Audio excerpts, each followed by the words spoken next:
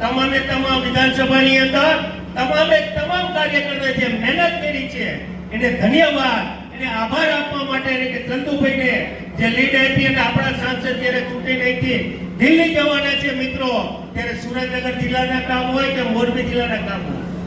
એને આગું સ્થાન આપે અને જે કાર્યકર્તાએ રાત દિવસ મહેનત કરી છે ને મિત્રો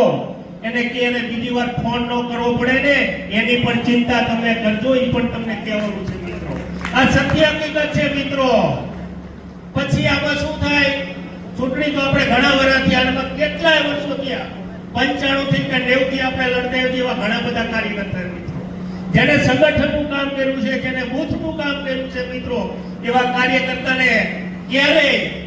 અપમાન ન થાય એની પણ તમે ચિંતા રાખજો. અને ચૂંટાઈ ગયા પછી જેને સામે કામ કર્યું ને મિત્રો એને કાયમી 5 વર્ષ સામે રાખજો, એ પણ હું તમને કહું છું મિત્રો. આ સત્ય